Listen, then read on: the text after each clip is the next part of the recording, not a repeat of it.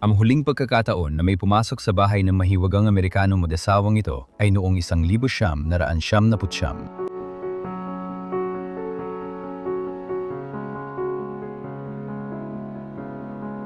Mas tumibay ang pagmamahalan ni Ronald at Mayuri sa 50 taon nilang pagsasama. Pinalaki nila ang dalawang magagandang anak sa bahay at pareho silang mahilig sa mga lumang sasakyan.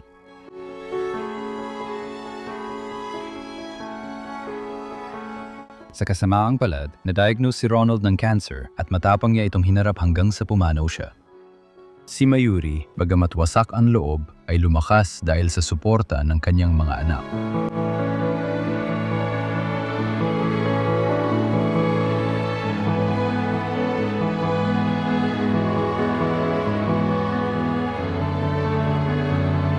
Ang Buick ay naging higit pa sa isang sasakyan. Ito ay naging simbolo ng aming pagmamahalan at nagdala ng mga mahalagang alaala. Sa puntong ito, nananatili pa rin ito sa likod ng bahay.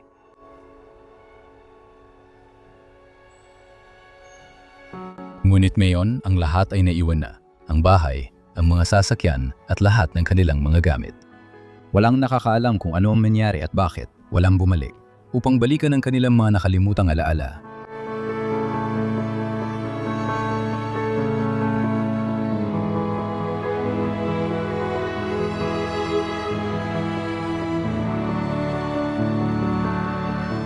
Sumama kayo sa amin sa paglalakbay sa nakaraan at tuklasin ang inabanda ng bahay na parang time capsule. Sino ang makapagsasabi kung ano ang maaari nating matagpuan?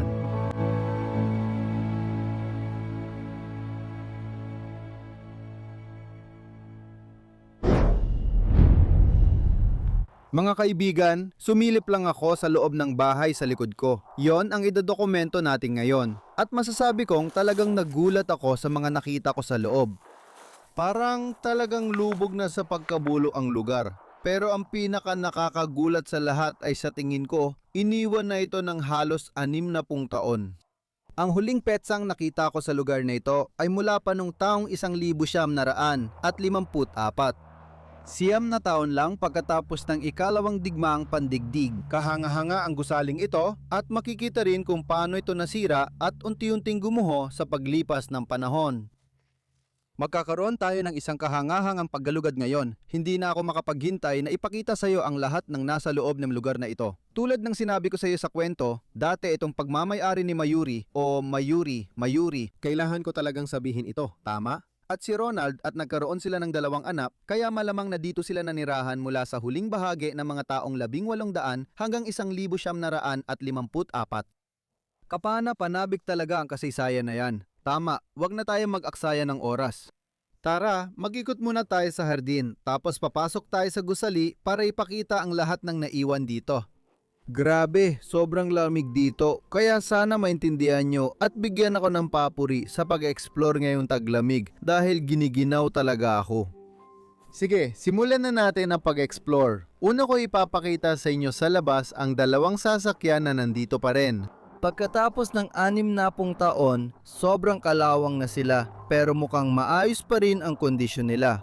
Hindi ako sigurado kung anong modelo o brand ng sasakyan ito, pero sa tingin ko dati itong Dodge na sasakyan. Kung tama ako, baka makita ko ito sa likod ng sasakyan. Dito, may D at E, O at D at G. Medyo kupas na sila, kaya oo, totoo, Dodge na sasakyan nga ito. Pati ang likurang compartment ay nabubuksan pa. Grabe, sa tingin ko dati, itong sasakyan ng pamilyang ito. Wow, nababalutan na ito ng yelo sa paligid. Nakayanan nitong tiisin ang 60 taglamig mula nung huling beses na ito ay ginamit. Flat na ang mga gulong, gaya ng nakikita mo. Oo, pwede pa nating buksan ang pintong ito, kahit papaano. Wow, matibay ang pintong ito. Kailangan kong aminin. Tingnan natin ang loob ng kahangahangang sasakyang ito. Noong panahong yon, sofa ang upuan ng Graber. Tiyak na komportable ito. Ayan, may mga spring pa dito. Makikita mo talaga ang buong mekanismo kung paano gumagana ang upuan nun. Parang kutsun lang, talagang malambot at may spring. Ang gandang manibela. At dun, sa odometer, nakalagay na 272,000 milya na ang tinakbo. Diyos ko!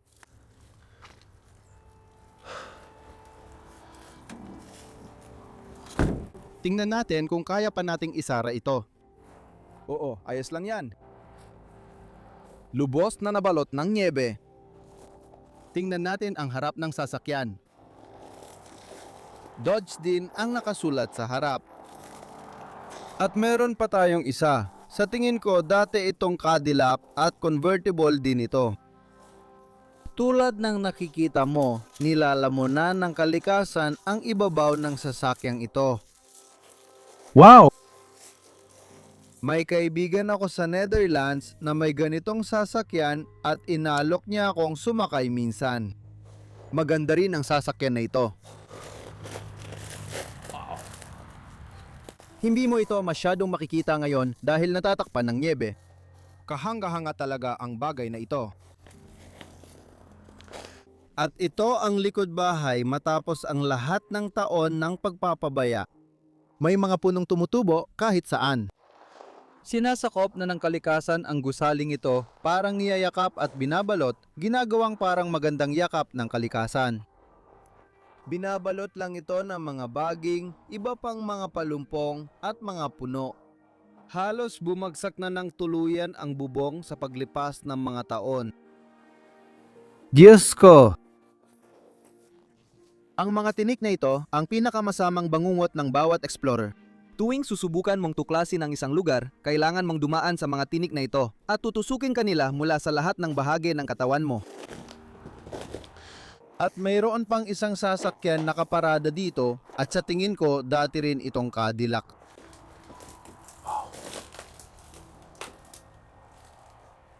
Sa tingin ko, papasok ako sa gusali mula sa likod dahil nakita ko na may isa pang beranda doon. Nakita na natin ang beranda sa harap pagpasok ko sa lugar. Kaya baguhin natin ng kaunti, dumaan tayo sa mga halaman na ito at pumunta tayo sa likod ng gusaling ito. Halos matisod ako sa ilang mga palumpong. Meron silang maganda, maaliwalas at tahimik na likod bahay na may kagubatan sa likuran, malamang pwedeng maglaro doon ng mga bata. Dito makikita natin ang likod ng gusali. Gusto ko ang disenyo nito, napakaganda ng pagkakagawa ng kahoy na ginamit nila sa pagbuo nito.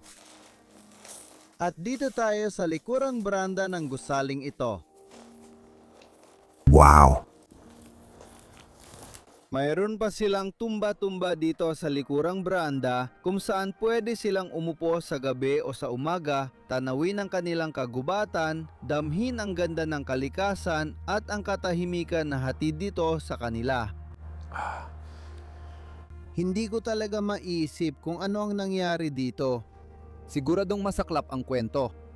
Bakit wala nang bumalik dito kahit kailan? Ano ang nangyari sa mga bata at bakit naiwan ang lahat ng gamit dito? May refrigerator sila sa labas, siguro para palamigin ang beer tuwing magandang gabi ng tag-init. Wala nang laman doon, buti na lang talaga, masasabi ko. At dati rin ay may mesa dito sa ibaba para makaupo ang pamilya sa labas at maghapunan ng magkakasama. Siguradong maganda noon lalo na sa tanawin na ito. O sige, papasok na tayo na yun sa bahay at ipapakita ko sa inyo kung ano ang naiwan dito dahil medyo nakakabigla talaga. Dahil sa matagal na pagkakabayaan, nabasag ang mga bintana. Sa tingin ko, hindi nagawa ito ng bandelismo. Talagang natural lang itong pagkasira dahil sa paglipas ng mga taon. Sige, welcome sa loob ng kanilang simpleng kusina. Naiwan pa rin ang mga pinggan matapos ang lahat ng mga taon. Wow, hindi pa nahuhugasan at naghihintay pa rin dito para sa kanila. Panghugas ng pinggan mula sa Food Lion. Ang huling mga kaldero, kawali at mga gamit sa kusina na ginamit nila. Ang mga huling tasang ginamit nila kapag kumakain dito. Nandun pa rin ang lahat, pati ang mga tira ng pagkain mula sa huling pagkain nila ay nasa tinidor na ito pa rin. Wow, palagi ako naaapektuhan tuwing nakakakita ako ng mga pinggan na hindi pa nahuhugasan sa lababo. Naaapektuhan talaga ako, nalulungkot ako, nagiging emotional ako. Naiwan pa rin ang kanilang mga baso at tasa. Ito ang kanilang microwave. Grabe ito! Buti na lang, wala talagang laman ang Predator. Mga batang kambing sila na kukunin ang kanilang tinapay mula sa oven. Wow, nagkabuhol-buhol na naman ito ng malala. At may ilang mga patosaytas doon at mula rito, papasok tayo sa sira-sirang kainan. Ganito ang nagagawa ng napakaraming dekada ng pagpapabaya sa iyong bahay. Unti-unti nang bumabagsak ang buong kisame. Babagsak din ito sa pagdaan ng panahon pero aabutin pa ng maraming taon. Sa ibaba, naroon ang kanilang hapagkainan na may maayos pa ring nakasalan sa mga pinggan sa ibabaw. Wala talaga ni isa sa kanila ang nabasag sa loob ng mga dekadang iyon. Na-imagine ko pa rin ang pamilya na nakaupo dito sa mesa, sabay-sabay na kumakain ng hapunan. Tingnan mo yung kabinet sa likod natin, napakagandang built-in na kabinet. At lahat ng nandito ay maayos pa ring nakasalansan. Wow, hindi ba tangastig tingnan? Hindi pa ako nakakakita ng ganito kalaking built-in na kabinet dati. At iniisip ko kung para saan ginamit ang espasyong ito sa ibaba. Kahit may mga kurtina dito, parang lalo pang gumanda ang kabinet. Tingnan nyo ito, lahat. Ganyan talaga kalamig na yon, nagyelo ang buong sahig. Ang nakikita nyo doon ay literal na yelo. Ito ay yelo. Ito rin ay yelo. Sobrang lamig, hindi ko na maramdaman ang mga daliri ko sa paa habang naglalakad. Pero gusto ko pa rin mag-explore at ipakita sa inyo ang mga lugar na ito, kaya sulit pa rin para sa akin. Maganda ang painting na ito. O maganda ring gawa sa kamay, sa tingin ko. Totoo ba ito o peke? Hindi. Peke ang mga kabute na ito, kaya gawa lang at hindi nabubulok. Mukhang maganda naman. May bulaklak sa taas at natutuklap ang pintura. Wow! Nandito na ngayon ang mga upuang dati sa paligid ng mesa. Narito ang huling oras na tumiktak ang orasan. Makikita mo pa rin ito dito. Ang ganda nitong tingnan. At mula rito, maglalakad pa tayo palayo. Oh, may isa pang kwarto sa bandang ito. Siguro, tingnan muna natin ito. Ano to? Oo, ano tong nandito? May basement pala dito. Bihira tayong makakita ng basement sa mga abandonadong lugar sa Amerika. Madalang lang ito makita. Sige, pero medyo mahirap itong daanan. Ipapakita ko sa inyo ang sitwasyon dito. Hindi ko alam kung susubukan kong pumasok sa basement. Sa tingin ko, hindi ito sulit. Ay parang nabibiyak na yon. Hindi at masyado ring malalim ang babagsakan para subukan pa. Hindi ko ito gagawin. Tingnan natin kung may kakaiba dito. May nakikita akong magandang lamparang langis sa likod. Sige, dahan-dahan akong atras. Masyadong mapanganib para subukan. Sige, ligtas na ulit ako mga kaibigan. Ligtas na ulit ako. Tara, pumunta na tayo sa iba pang mga kwarto ng lugar na ito na sa totoo lang ay itong kwarto dito. Sa kanan, isa pa. Sa tingin ko ito ang mas ginagamit nilang dining room kung saan nagaganap ang mga hapunan ng pamilya, kung saan nagsasama-sama ang pamilya tuwing gabi.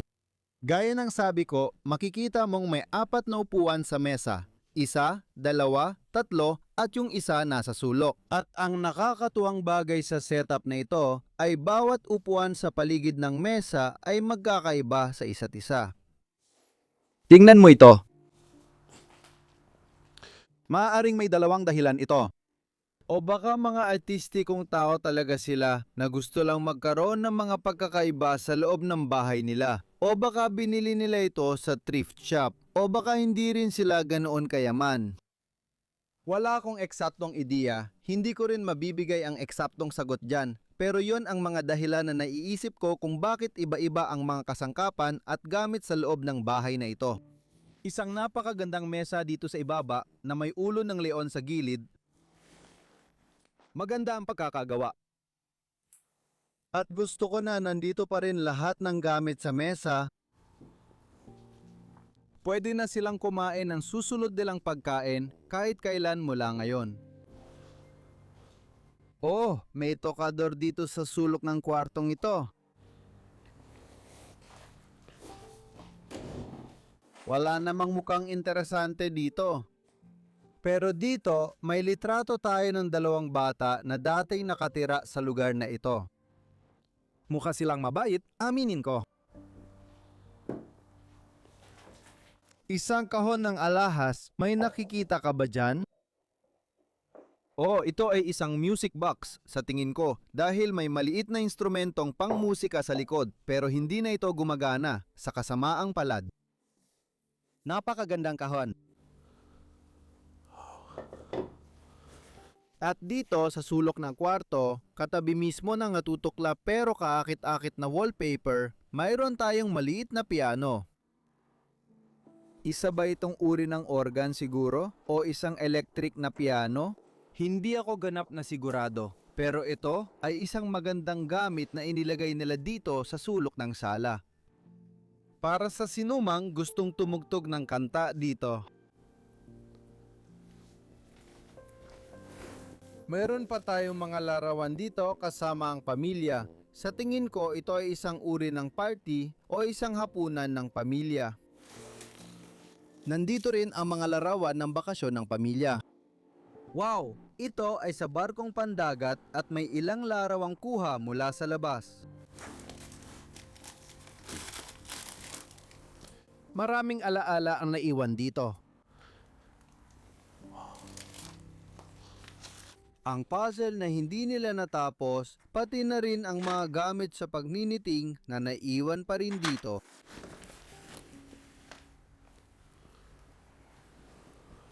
At gusto ko itong ayos na ginawa nila dito sa may bintana. Una sa lahat, ito ay isang magandang hubog na bintana gaya ng nakikita mo na tanaw ang likod bahay ng lugar na ito. Pati lahat ng palamuti at dekorasyon dito ay talagang kahanga-hanga tingnan. Aatras ako ng kaunti at hahayaan kitang masdan ang nakikita natin dito sa harap natin. Itong mga nakasabit na bulaklak dito ang astig tingnan. At itong basket na ito. At ang mga plato at mga tasa at lahat pati na rin ang mga palamuti na inilagay nila dito ay talagang magaganda. Wow!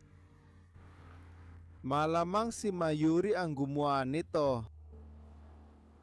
Maganda talaga ang panlasa niya. Tingnan mo rin ang arkitektura ng bahay, tulad ng mga haliging ito sa gitna na daanan papuntang living space. May ilan pa silang gamit dito na kailangan kong ipakita tulad ng mga plato.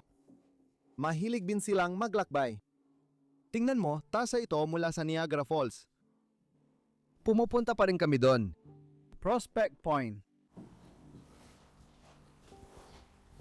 Ang painting dito, kung saan may pagmamahalan sa tahanan, may saya sa puso. Maganda talaga ang kasabihang yan.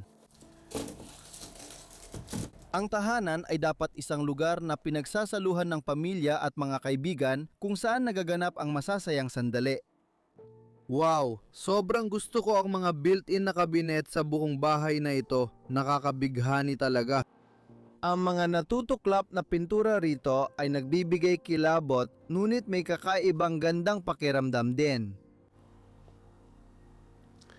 At dito naman, may mesa sa sulok na may mas marami pang mga larawan at alaala ng mga taong ito na naiwan. Nasa ibabaw ng mesa ang mga ito. Ang mga aso nila na dati nilang alaga, isang lalaking may hawak na bote ng whiskey, isang cake at ay hindi, ito pala ay isang ulang na kinain nila. Makikita natin dito ang isang babaeng may hawak na bata, marahil isa siya sa mga batang tumira rito. Mas marami pang alaala dito sa ibaba. Tingnan mo itong mga lumang larawan. Ang pamilyang tumira dito, isa pang lalaki na may hawak na lobster. Sige! Napaka-interesante nito. Marami pang mga larawan dito sa ibaba.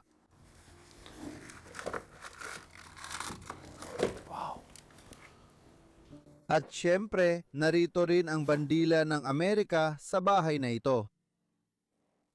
Tingnan mo kung ano ang nakita ko dito sa ibabaw ng mesa.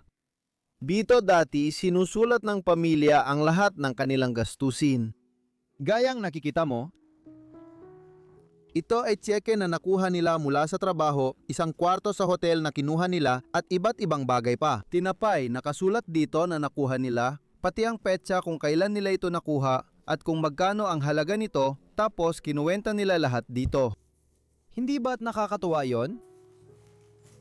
Wow, nakaka-interes yun. Talagang nakaka-interes. Sige. Ngayon, oras nang dumaan sa mga arko papunta sa susunod na silid. Tum-tum-tum. Tignan mo kung gaano ito kaganda kapag naglalakad ka rito. Astig lang na makarating dito sa living space na ito. At yun talaga ang harapang porch doon kung saan ako nagsimula sa video. At dito papasok tayo sa living space kung saan dati namamalagi ang pamilya tuwing gabi. Sama-sama silang nag-enjoy, nakukwentuhan, pinag-uusapan ang buhay, ang kanilang mga trabaho at mga karanasan nila sa maghapon. Kung makapagsalita lang ang mga pader, siguradong ikukwento nila ang buhay ng pamilyang tumira rito. Makikita mo isang residente. Sa tingin ko ay naging Marjolin siya noon at dito natin makikita ang kanilang kasal. Ay, ang galing naman yan. Sa side na ito, may built-in cabinet din sila. Gusto ko yung rosas dito, tapos asul naman dun sa kabila. Isa pang set ng mga pato na nakita na natin, puro pato talaga dito sa lugar na to. Mukhang mahilig talaga siya sa mga pato. Tignan mo itong teddy bear sa kanto. Ilagay natin siya sa sulok. Ang ganda tingnan. Wow! At pagkatapos, meron silang fireplace na ganito. Sana nakasindi itong fireplace ngayon kasi sobrang lamig at ang sarap sana nun. Sigurado ang saya noon. Nakaupo dito sa harap ng fireplace, siya dito, siya doon, sabay umiinom ng alak. Wow! Naisip ko pa rin na nakikita ko silang magkasamang nakaupo doon. Masaya.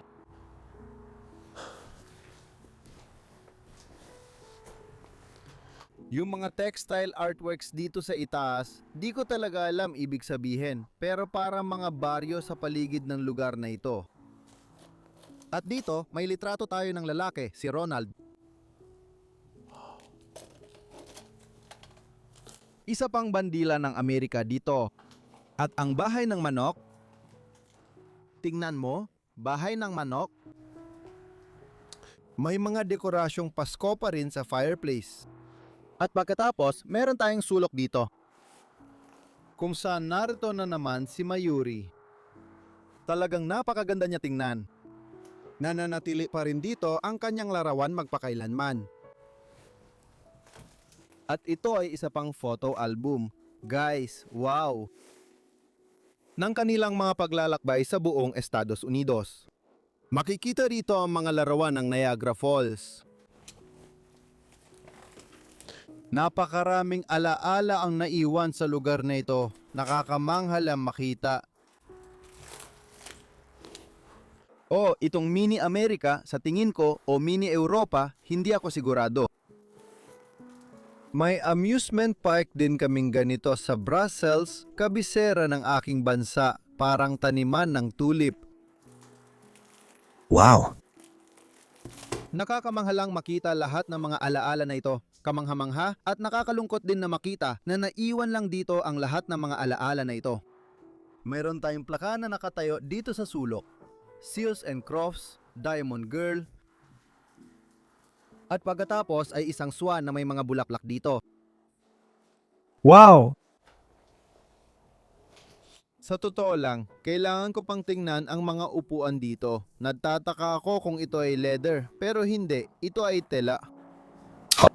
Ang ganda ng itsura nila. May mesa rin tayo sa kanto at iba-ibang artipakto ang naiwan doon. May litrato ng babaeng ito dito, siguro siya ang lola ng pamilya. May ilang baso pa ring naiwan dito, may isang sigarilyo pa sa ashtray. At ang talagang gusto ko ay itong trumpeta na nakapatong dito sa ibabaw. Kamangha-mangha.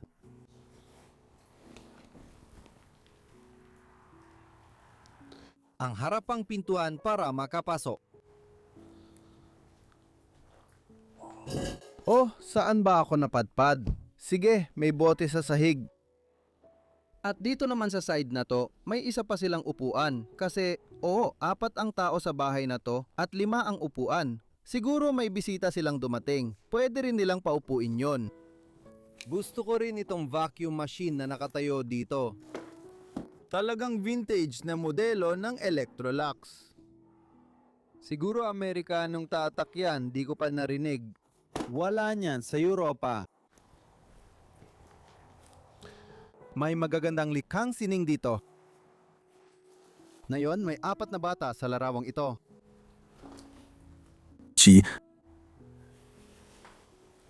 Wow! Isang lampara ng mangingisda. Nasa Delaware tayo, isang rehiyon sa Amerika na may mga baryo ng mangingisda. Nasa isa tayo sa mga baryong iyon. At makikikita mo na maraming mga bagay na tulad niyan ang nauulit dito sa lugar na ito. Pero tingnan mo ngayon ang kisame. Parang may mga yelong nakasabit dito. Ganoon talaga kalamig dito sa loob. May mga yelong nabubuo sa kisame ng bahay na ito. Sobrang grabe talaga. Pati mga bintana dito ay nabasag na rin. Pwede kang sumilip diretso sa harapang porch.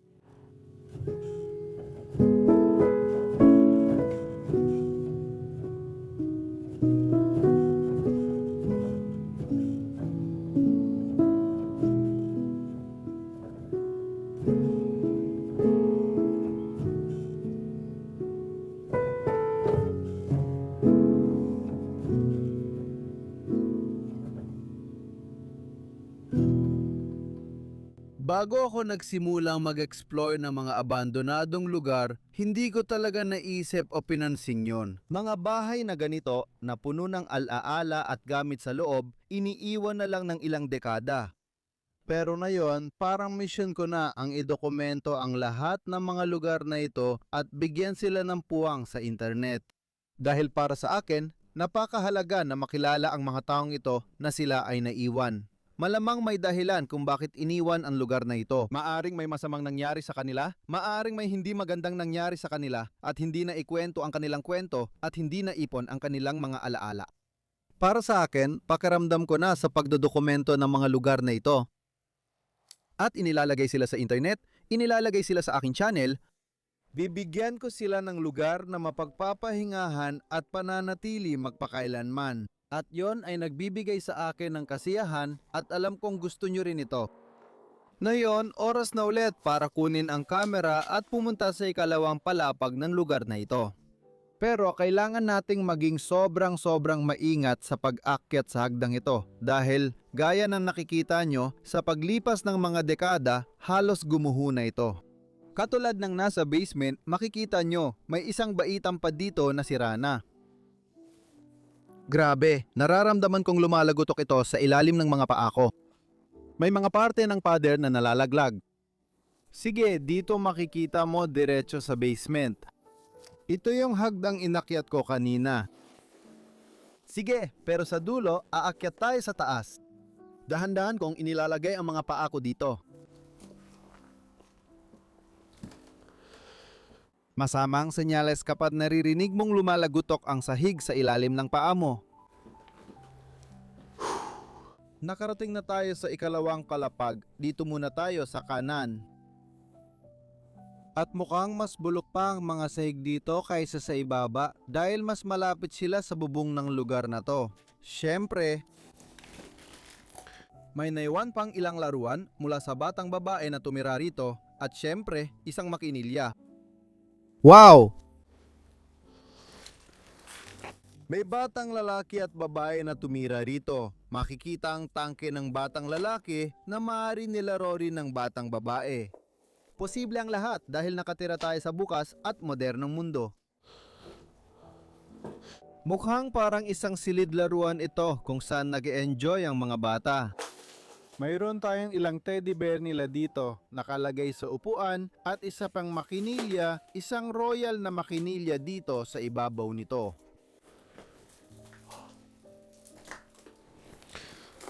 Nakakabalib kung paano nagyelo ang buong sahig, parang literal na lahat. Hindi ko na nga ito mapulot. Nasa ilalim na ng yelo ang lahat dito. Grabe! Naririnig mo ang yelo na bumibiyak sa ilalim ng mga paa ko. At meron kang maliit na kabinet dito sa pader, may mga magagandang palamuti sa loob. Tara, magpatuloy tayo bago ako lumusot sa sahig at mahulog sa ibaba. Diyos ko! Maraming bagay sa pasilyo. Kaya tingnan mo ang mga iyon. Manasulat kamay na liham. Nahulog ito sa hig.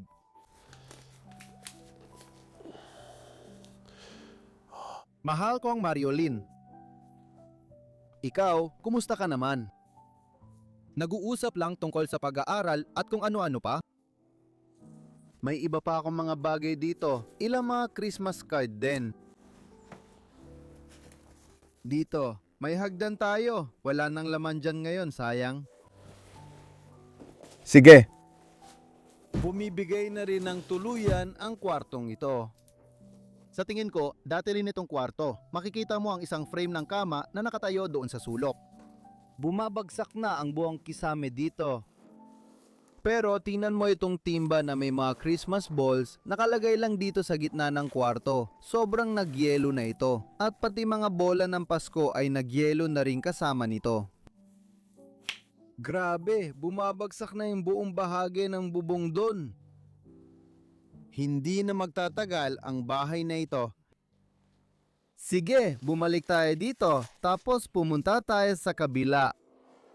Meron tayong banyo dito. Iisang banyo lang para sa lahat ng tao sa bahay, pero sapat na rin yon. Ang ganda ng bathtub, parang sa mga bahay sa Amerika, laging may bathtub na may shower head sa taas. Hindi ko alam kung bakit, pero sa Europa, madalas shower lang o bathtub lang, hindi yung kombinasyon tulad nito. Hindi ito masyadong karaniwan, kaya nakakatuwa para sa akin, pero practical din naman. Masasabi ko, ayan, kita mo, bawat bansa talaga ay iba-iba at may kanya-kanyang kaugalian pagkatapos ng napakaraming dekada. Pati yung mga tuwalya, nandito pa sa sampayan. Yung rolyo ng toilet paper, naiwan pa rin sa ibabaw ng inidoro, pati yung basahan at lahat ng gamit. At pati nga yung mga sipilyo nila, nandito pa rin sa ibabaw ng lababo. Grabe, hindi ka panipaniwala. Uy, tingnan mo to, may pugad pa na ibon dito. Parang may ibon na nagsimulang tumira sa banya na to at ginawa na niyang bahay niya. Hindi ba nakakabilib yon? Gustong gusto ko to. Sobrang gusto ko talaga ito. Sige, may hagdan dito. Napapunta sa attic, tingnan muna natin yon. May laman kaya dito sa taas? Mukhang wala talagang laman ng attic na ito. Pero maayos pa rin ang kondisyon. Masasabi ko talagang walang laman. Interesante.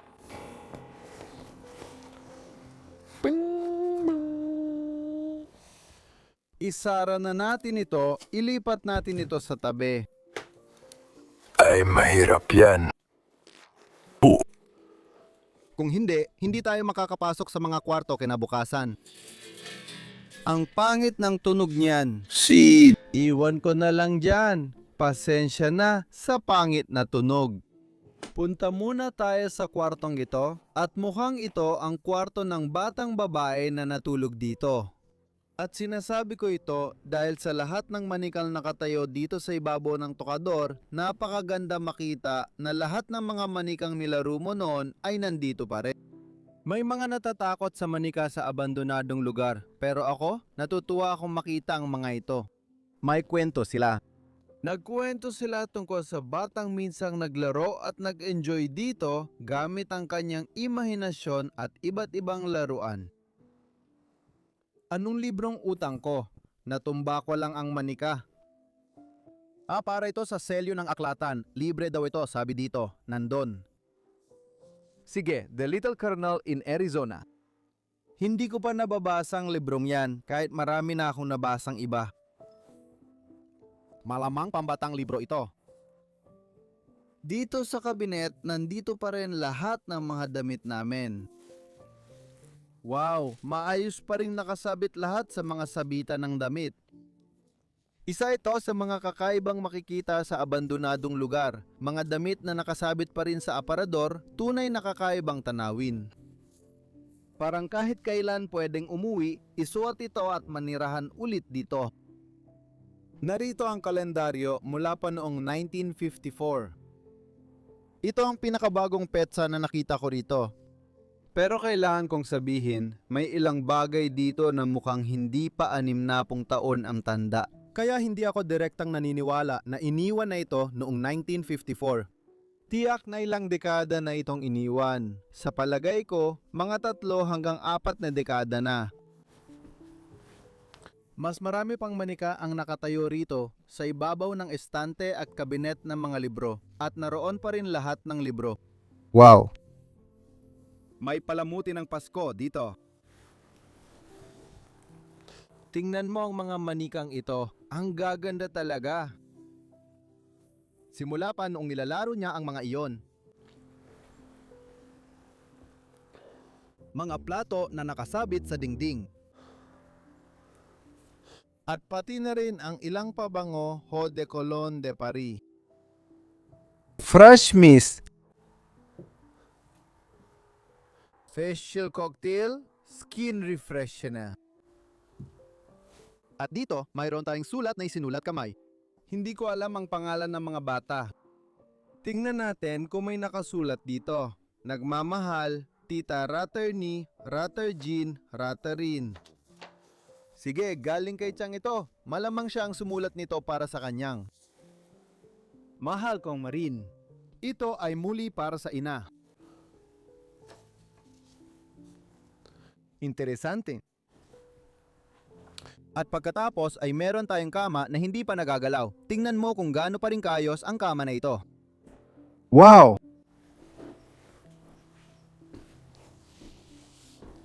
Tingnan natin kung may iba pang interesante dito. Ang daming mga liham.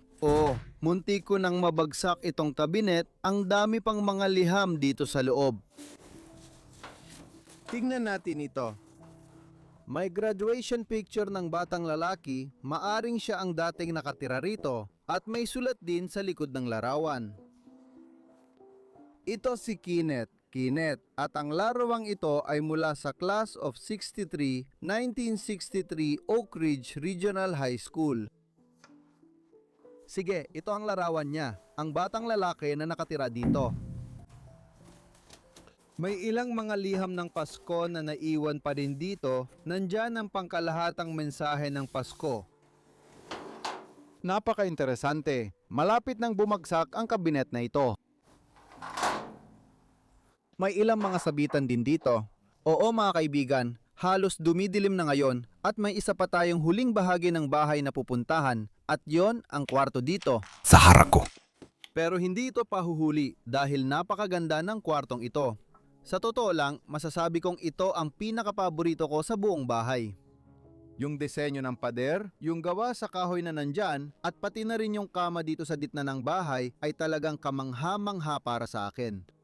Hindi ko alam ang ibig sabihin ng letrang D sa disenyo ng korona. Pero maganda siyang tingnan. Lahat ng detalye na inilagay nila sa kama. At pati na rin na ang kama ay inayos pa rin gamit ang dilaw na kumot sa ibabaw at ang nag-iisang unan sa itaas nito Talagang napakakalma ng tanawin. Diba? Mayroon din silang ternong vanity dito sa gilid ng kwarto, may mga bulaklak sa ibabaw nito at ang larawan ng babaeng ito, si Mayuri, na nakatayo pa rin dito sa vanity. May isa pa tayong bote ng Eau de Cologne.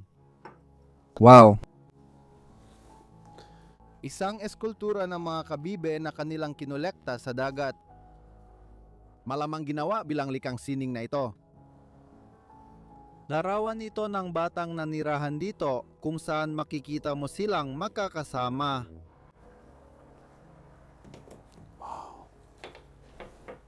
Mas marami pang pabango na nakakalat sa paligid. Mayroon tayong maliit na aklatan dito sa sulok ng kwarto.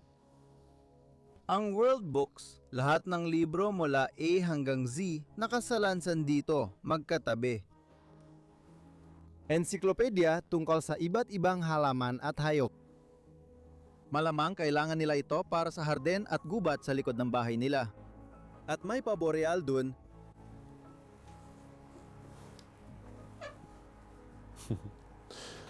Pitak ang iniwan ng kung sino man dito. At heto pa, may ilan pa tayong larawan ng mga bata dito sa lugar na ito. Sa tingin ko, siya rin ang batang babae na nakikita dito at may batang lalaki sa kanan niya. At isang magandang likarin dito. Mexico, Mexico. Sigurong pinuntahan nila ito para magbakasyon.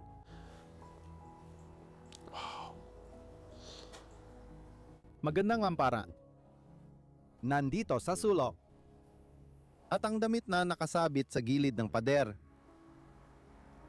Grabe ang lugar na to mga kaibigan, grabe talaga. At meron silang built-in na cabinet dito o built-in na walk-in dresser na puno pa rin ng mga damit na naiwan dito. Talagang nakakabilib makita. Marami pang teddy bear at iba pa at naiwan pa rin dito ang mga maleta na pangbiyahe. Tingnan natin ulit ang kama na ito dahil para sa akin, ito ay isang nakakamamangang sulyap sa bahay na ito.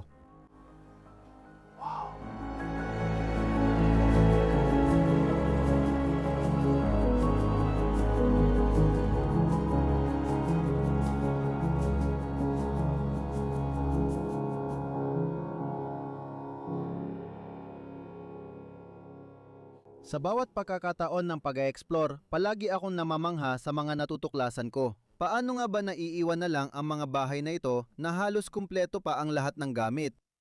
Hindi ko talaga kailanman inasahan ito mula sa Estados Unidos, pero masasabi ko, nagsisimula na talaga akong magustuhan ang bansang ito.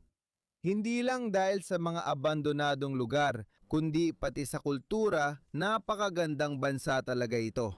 May pagkukulang ito pero maganda pa rin talagang libutin ng bansa. Sobrang mainit at bukas ang pagtanggap ng mga tao at oo, gustong gusto ko rito. Oo, nag-shoot kami ng isa pang time capsule ngayong linggo. Masaya akong naibahagi at naipakita ko ito online bilang alaala magpakailanman. Maraming salamat sa panonood ng video ngayong linggo. Kung nagustuhan ninyo, paki-like ang video, mag-subscribe na rin kayo sa ibaba kung bago kayo sa channel. At kung gusto ninyo akong suportahan, may link din sa description para sa Patreon. Malaking tulong ito sa misyon kong idokumento ang lahat sa mundo. Kaya gusto kong magpasalamat sa inyong lahat at magkita-kita tayo ulit sa susunod na linggo sa panibagong episode. Bye-bye, mahal ko kayo.